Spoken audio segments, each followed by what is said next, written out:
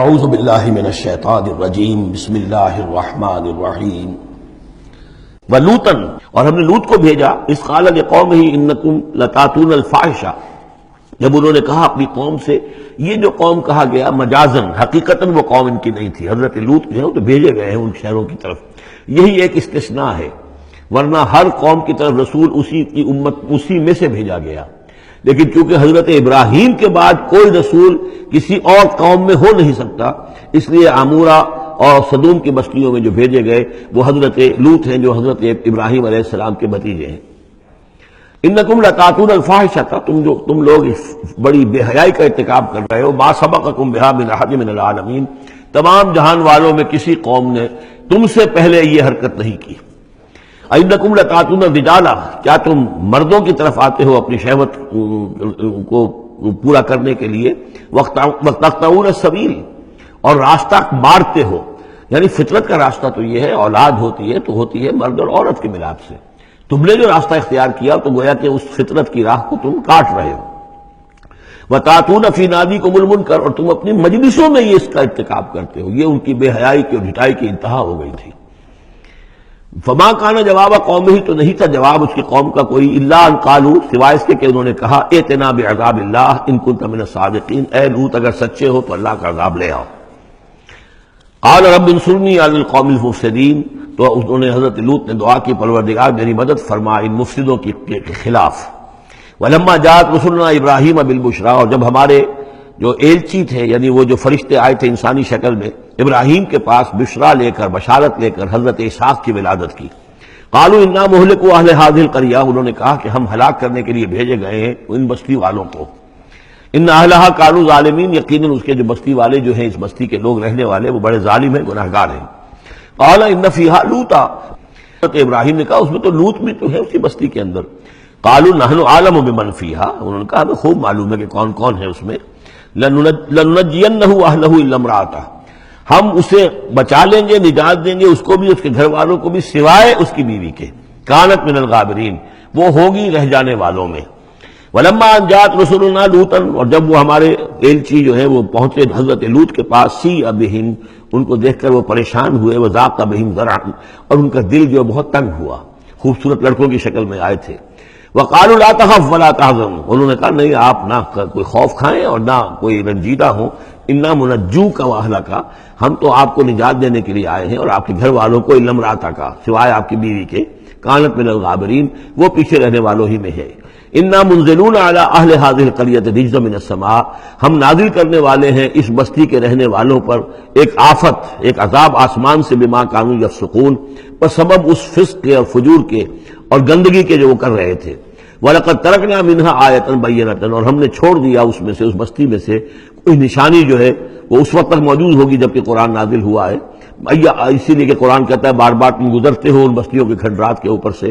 بَيِّنَةً لِقَوْمٍ يَعْقِلُونَ، ان لوگوں کے لیے کہ جو عقل سے کام لے۔ وَإِلَىٰ مَدْيَنَ أَخَاهُمْ شُعَيْبًا، اور مدین کی طرف ہم نے بھیجا ان کے بھائی شعیب کو،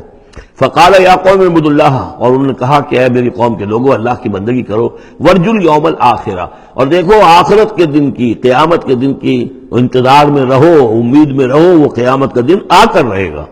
ولا تعثوا فی الارض مفسدین، اور زمین میں فساد مچاتے مت پھرو۔ فکذبوہ، تو انہوں نے اس کو جھٹلا دیا، فاخذتہم الرجفۃ، تو انہیں آ پکڑا ایک زلزلے نے، فاصبحوا فی دارہم جاثمین، تو وہ اپنے گھروں کے اندر پڑے رہ گئے اوندھے ہوئے۔ وعادا وثمودا، اسی طرح عاد اور سمود، وقد تبین لکم من مساکنہم، اور تمہیں معلوم ہے کہ ان کے مسکن کہاں تھے، تمہارے لیے واضح ہیں کہاں رہتے تھے، یہ کہاں آباد تھے۔ وزین لہم الشیطان اعمالہم، اور شیطان نے ان کے لیے ان کے برے اعمال کو، مشرکانہ افعال کو مزین کر دیا تھا، اسی میں مگن تھے، خوش تھے۔ فصدہم عن السبیل، اور روک دیا تھا انہیں اللہ کے صحیح راستے سے، صراط مستقیم سے، جو صراط توحید ہے اس سے۔ وَكَانُوا مُسْتَبْصِرِينَ، حالانکہ وہ تھے بہت ہوشیار، بہت غور کرنے والے، سوچنے والے، بڑے دانشور تھے، لیکن یہ کہ یہ بڑے دانشور جو ہے کسی جگہ ایسا بھی ہوتا ہے، بہت بڑا عقل مند انسان جو ہے وہ اپنے ناک کے نیچے کے پتھر سے ٹھوکر کھاتا ہے۔ یہ اور اس کی سب سے بڑی مثال جو ہے وہ ہمارے آج کل کے سائنسدان ہیں، کتنی باریکیاں دیکھ رہے ہیں اس کائنات کی، سب کچھ دیکھ لیا، اللہ نظر نہیں آتا، کہاں سے کہاں دیکھ رہے ہیں، کتنی بڑی بڑی ٹیلیسکوپس ہیں، اور کتنے ٹریلین وہ لائٹ ایئرز کے اوپر دریافت کر رہے ہیں کہ نیا ستارہ وجود میں آ گیا، سب کچھ ہو رہا ہے، لیکن یہ کہ ان تمام چیزوں کو دیکھنے کے باوجود ان کا دماغ اللہ کی طرف منتقل نہیں ہوتا۔ یہ ہے کہ ایک طرف سے اندھے ہیں، ایک آنکھ کھلی ہے، ایک آنکھ اندھی ہے۔ تو اگرچہ وہ بھی تھے بڑے ہوشیار، مستبصرین، یعنی استبصار جو ہے یہ باب استفال، دیکھنا، بڑے غور سے دیکھا کرتے تھے، مشاہدہ کرتے تھے، آبزرو کرتے تھے، سب کچھ تھے، باقی سب کچھ نظر آیا انہیں۔ ڈھونڈنے والا ستاروں کی گزرگاہوں کا اپنے افکار کی دنیا میں سفر کر نہ سکا، وہ ساری جو ہے وہ ستاروں کی گزرگاہیں جو ہے ان کی تحقیق ہو رہی ہے، لیکن یہ کہ میں خود کون ہوں، کہاں سے آیا ہوں، کہاں جا رہا ہوں، میری زندگی کا مال کیا ہے، اس کا مقصد کیا ہے؟ بس پیدا ہونا، کھانا پینا، جانوروں کی طرح رہنا اور ختم ہو جانا۔ Is that all? Is death the end of our existence? کیا موت پر ہمارے وجود کا خاتمہ ہو جائے گا؟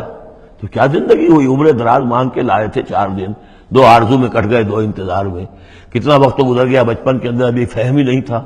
لڑکپن ہے، اس کے بعد نوجوانی ہے، اس کے کچھ اپنے ہی اور جو ہے اس کی کیفیات ہوتی ہیں۔ جب ذرا ہوش اور شعور آیا ہے، ایک ذرا ہوش میں آنے کے خطا کار ہیں ہم، اور اس کے بعد پھر بڑھاپا آ گیا، اور اس کے بعد جو ہے کہلا یعلم من بعد علم شیئا، بس یہی زندگی ہے؟ یہ اشرف المخلوقات ہے؟ یہ مسجود ملائک کی زندگی یہ ہے؟ نہیں، اصل زندگی تو ہے تو اسے پیمانہ امروز و فردا سے نہ ناپ،